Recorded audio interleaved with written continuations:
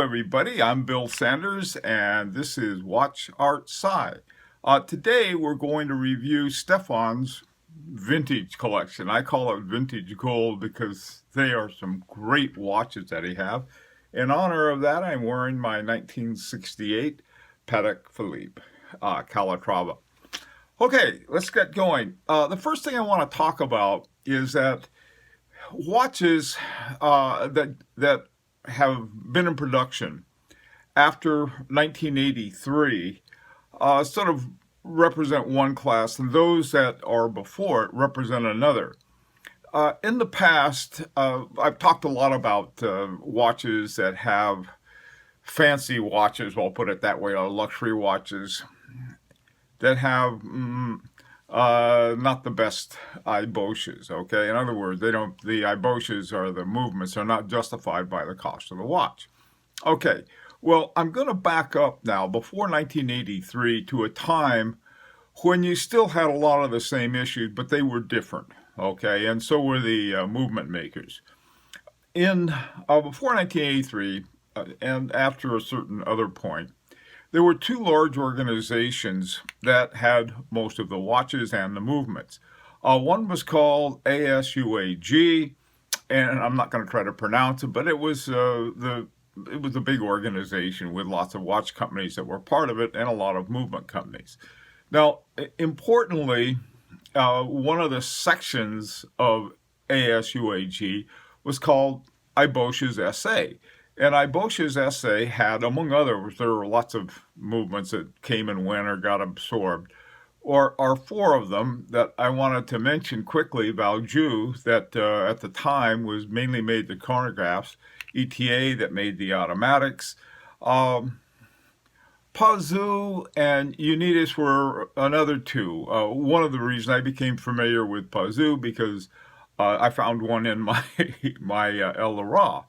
And apparently, there was a relationship way before 1983 with those companies, and so a lot of things get mixed up, and things change, and they have the same name, but they're doing different things.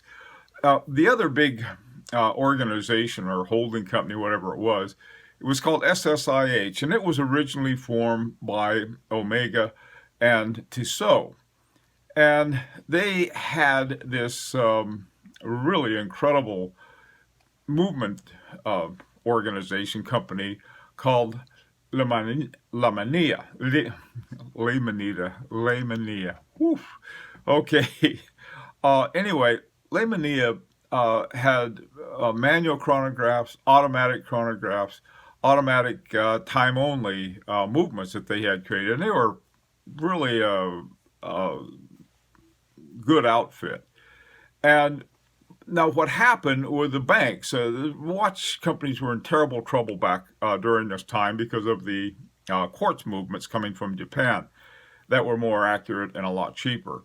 So they didn't adapt perhaps in a way that they should have initially. And so the banks said, okay, guys, they basically took over, because the watch companies owed them so much money. They were the main creditors, and they formed, they're going to say, look, I call it a shotgun wedding between these two giant organizations, and they put those two together, and out came Swatch. That was how it was the origin of Swatch. Now, Le Mania was a little different. They bounced it out of SSIH, and it was an independent company for a while. And they changed their name to Nouvelle Le Mania. And then they were bought by Breguet under group Girard-Perregaux. Okay. Later on, they were purchased by Swatch, and so they ended up back, I suppose, in certain parts of their origins. Okay, so if you understand this, now the watches we're talking about today are pre-1983 with the exception of one.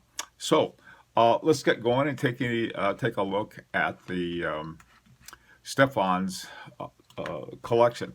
Now, the first two watches I want to look at are both Omegas. Oh boy, the 1960 Omega Jumbo. He's called a jumbo. It's 36 millimeters, which back then was considered jumbo, big size. And this particular one had the honeycomb dial. So, I mean, it's really a very beautiful example of Omega. And it was running on the Omega 266, caliber 266. So it was really a nice watch. It was interesting. I found out that the 266 also was a watch that was used during World War II in the watches that the RAF was using, or at least some of the watches that they were using. The other Omega is the 2001 Omega Seamaster America's Cup. Love to look at this watch. It's got a beautiful dial on it. It's running on an ETA 2892A2. So the 2001 Omega is the only one that's post 1983. So essentially, it's cranking away on a something owned by Swatch. Okay, so let's move right along. This next one is just one of these beautiful little classics, and I really like it. It's a 1961 Rolex Submariner. And one of the interesting things about this particular one is sort of like a Spartan one. It doesn't have the date window on it, and it gives it this nice, clean, classic look. Runs on the caliber 1530. Later on, they had a newer caliber for that same reference called a 1520. Not sure exactly what the changes were, but in this particular time frame, it was a 1530. Nice watch. This is the kind of watch that I tend to like my Patek. Nothing fancy about it. Tells the time. Okay. Next is the Breitling Super Ocean. Now, I'm not a big fan of Breitling, but man, I tell you, back then the Breitling, this 67 Breitling reference 2005. It's not the year 2005. It's a reference number. It had a Valjoux 7731. This later became the 7750, which is used in all kinds of chronographs today. And but as an example, a clean example of this watch is incredible. I really like it. By the way, too, I was looking at some of these prices. These prices have been going up for these vintage watches, and especially ones like this in such beautiful conditions. It's just a cool looking watch, very different looking, with a little, square blocky hour markers, and on the second hand, it's a wild watch. Love that one. Okay, next up are two different Hoyers. Okay, one of my favorite is this. There was sort of nicknamed the Hoyer Bund. It was Hoyer Boonsfer Flyback chronograph from 1967, and it had either a Valjoux 22, 222, or 230. And again, remember, this is all before 1983, so Valjoux was not part of Swatch. The 3H on that stood for a hydrogen 3, which a tritium. It's a luminous dial. I don't know why they put it there, but a little red circle in the middle there has that. It's a flyback, and so the elapsed seconds hand can be stopped, returned to 0, and restarted instantly with a single button, which is nice. I mean, if you're using, especially if you're the German Air Force used it. Now, one of the funny stories about it is that the German Air Force had a contract with Hoyer for the watch, but they had a service contract with Sin Watch Company for the service. And what Sin would do, they were trying to get recognized. After they service a watch, it would come back with a new dial, often with a Sin logo on it. That was really amazing. So naturally, Hoyer wasn't too happy about that.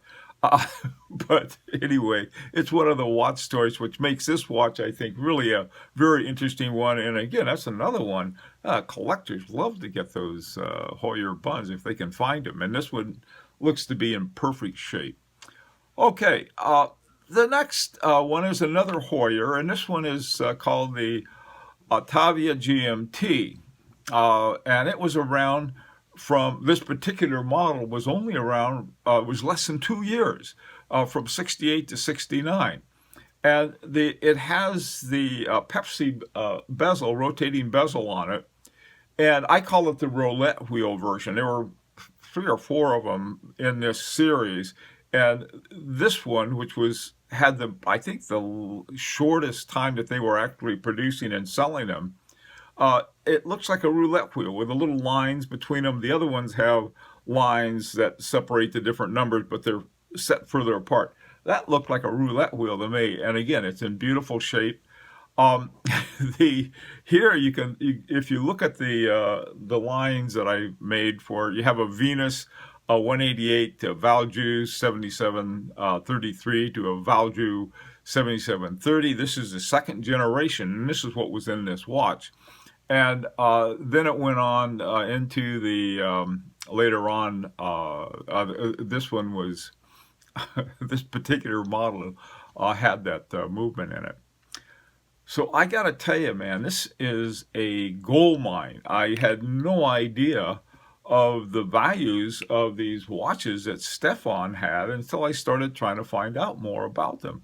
And there's sort of a sweet spot, I think, that all collectors like, is that when your vintage hits the bottom of the price range, right before it bounces up. I don't know exactly when Stephan bought these, but I can tell you, if these things are real gems to have, and they're gorgeous, they're neat, they have wonderful stories. Love them all. Okay, listen, I'd like to hear your comments about Stephan's collection, and maybe this is something that you might be interested in yourself, and in vintage watches and watch collections. So I'd like to hear your comments, and also too, if you'd like to subscribe, this is an invitation. You may subscribe. Okay, this has been Bill Sanders and WatchArtSci. See you next Friday.